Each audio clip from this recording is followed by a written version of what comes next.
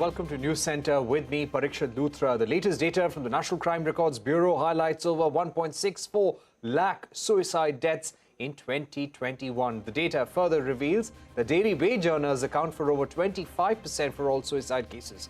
Housewives account for 14%.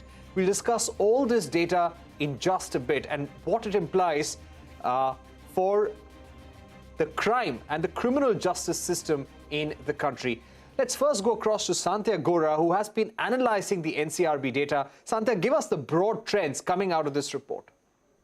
So the National Crimes Record Bureau has released its 69th edition of its crime data report for the year 2021. NCRB has been releasing this detailed annual report since 1953, and this is considered the most comprehensive reference document to understand and evaluate crimes in India. This data is collected from states and union territories. Here are some important data points from the report. So in 2021, over 1,64,000 people died by suicide. That's around 7% more than 2020. 25.6% or 42,000 who died by suicide in 2021 were daily wage earners.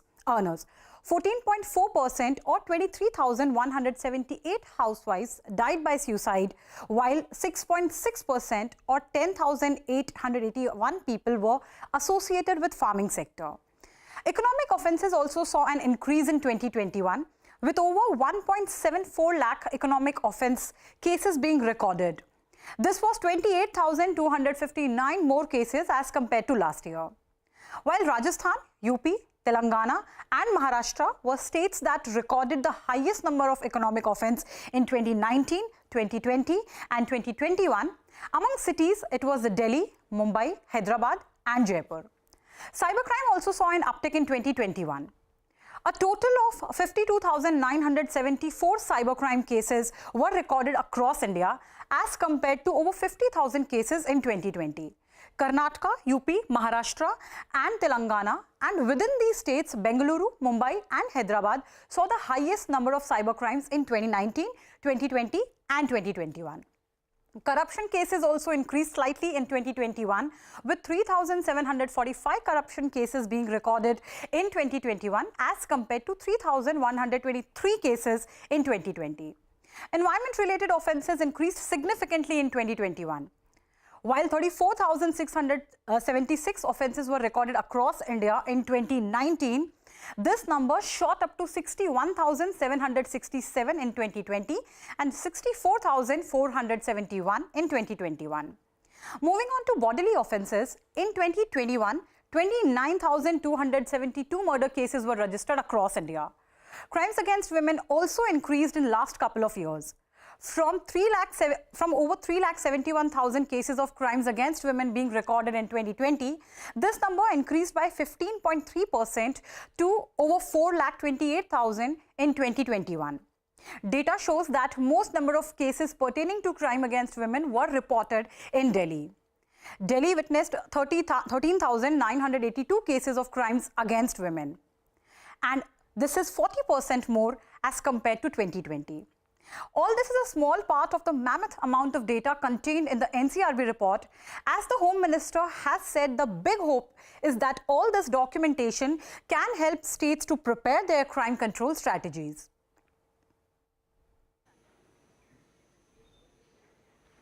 All right, so a lot of big questions being thrown up by this NCRB report, especially when it comes to daily wage earners and self-employed people committing suicide. Joining me to take this forward is Brinda Adige, women and child activist. We're also joined by Dr. Gitanjali Natarajan, clinical professor and head of clinical psychology at Amrita Hospital in Kochi. Dr. Gitanjali, if I come to you, give us a sense of this NCRB data, how you see this. And I'm going to begin with the high suicide rate among daily wage earners, self-employed persons. Daily wage earners accounting for 24.6% of all deaths by suicide. And when it comes to self-employed, it is 12.3%. And we're talking about the year 2021. This was a COVID year. Give us a sense of how you see this data. The 2020, what we saw was a sense of common suffering, where people had a feel that everyone was together facing the pandemic and suffering the problems. But as towards the end of 2020 and beginning of 21, it was more of individual and isolated facing these realities, problems, suffering. And what we really saw was that there were a lot of people helping each other, and financial allowances, exemption, support, which was given in the initial years, which also added to the stress where they had to, the interest rates and what they had to return, the loans that they had to return, all that accumulated, and the financial stress also was very high. So that's why you see people who definitely needed to make that daily earning, as well as who were self-employed, who needed to generate their income on a day-to-day and monthly basis, seem to have taken the maximum toll. Right.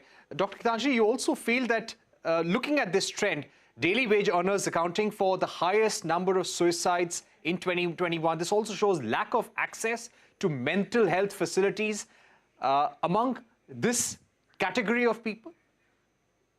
Definitely, there is inequality in accessibility and providing of mental health services, where it is the upper and upper middle class who are able to access quality mental health services, whereas those who are in the daily wages or the lower income strata, they definitely are not able to access adequate mental health, and that was especially true during the pandemic.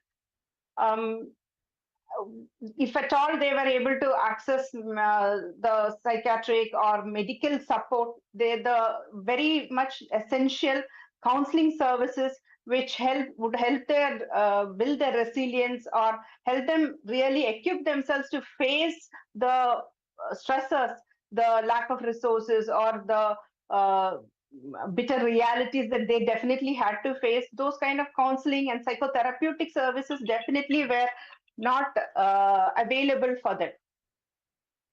So definitely this inequality, and what you see is that maximum, almost 70% of vulnerable, those who were disabled or those who were vulnerable, those who were mentally ill, they did not get the necessary mental health care during those times.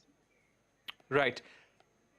Absolutely. And this is something that we have been debating over and over again during COVID-19 and even now. Brinda Adige, to come to you now, 15% jump in crimes against women. Delhi was the most unsafe as far as this data goes. We saw 32% of total crimes against women being reported from the national capital. What do you think is contributing to this? First and foremost, we must place on record that the crimes that NCRB is talking about is reported crimes. Based on that, they say that Delhi is the most unsafe place with all the other metros. One way I would like to infer this is good that there are more women or more such cases that are coming to the police station and getting reported. That is important because for too long, women have always been forced to stay silent and not report this complaint or talk about it anywhere publicly and forget coming to the police station. But the other part of the question that you asked is, why is it that these crimes are unabated? Why is it that this increase in crime continues? Why is it that there seems to be no fear of committing such crimes by anybody? Whether it is the family members, because we also spoke, the NCRB data also talks about dowry deaths. It also talks about rape. In fact, 2 rapes of 2 children every day. And that shows that the state machinery, the justice system, the criminal justice system is not doing everything that they must do. The laws get enacted, yet those laws do not get enforced in the manner that is stated in the law book. And we need to ask ourselves, why is it that it is less than 5% of all of these crimes, especially crimes against women and children, just 5% of them actually see some form of justice, which means we are looking at almost 93 to 95% either acquitted or dismissed. So the blame or the onus and the accountability must be placed on the judiciary, on the police, and yes, on the state machineries. And that is why this crime Right. we are talking about being unsafe for everybody. I think all cities, all towns have become unsafe. Right. Homes have become unsafe for children, for women, all of this. But this reporting of data, Right. we want to encourage people to come and report. It is important that they report. Now it is important for us as a country to hold all the duty bearers in the state machinery accountable to what they are supposed to do and ask them why they are not doing this. Rule of law, there is no fear of law, Right. and this impunity with which crimes get committed. Okay, I'd also like to ask you about certain crimes when it comes to women: kidnapping, cruelty by husbands, girl-child rape cases, dowry deaths.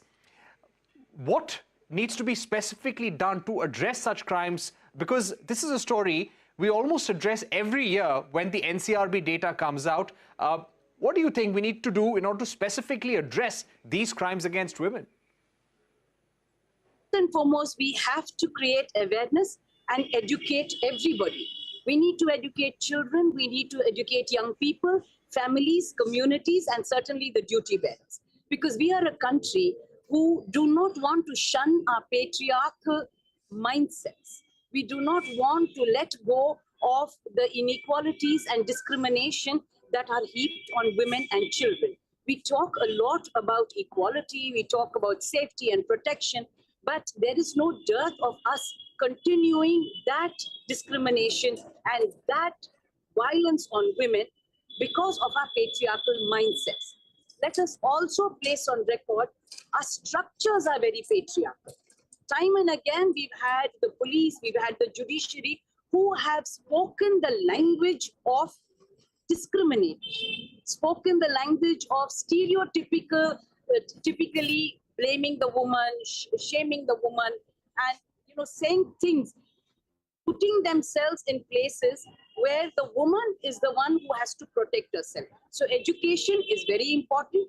Periodic training is important. I also think personally, due diligence of duty bearers who sit in these positions of authority, where they are expected to enforce, to implement, and to bring out judgments and verdicts that will at least put the fear of law, if nothing else, into perpetrators and those who commit these kind of crimes. Because now the messaging and the narrative that is going across is they can get away. They have got away. They will get away. And that messaging is absolutely unacceptable. Two, we need to tell women and children and families and communities, please come and report.